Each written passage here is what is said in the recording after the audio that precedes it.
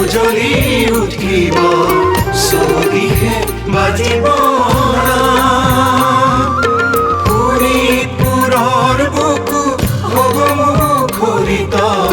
ভকতিৰ অমিয়তা ভকতিৰ অমিয়তা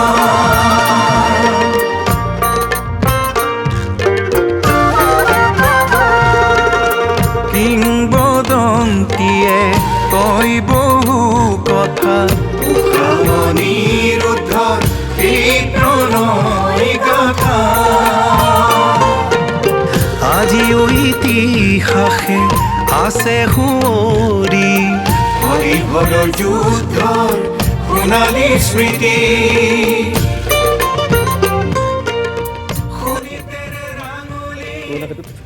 নামি আহিব কৃষ্ণ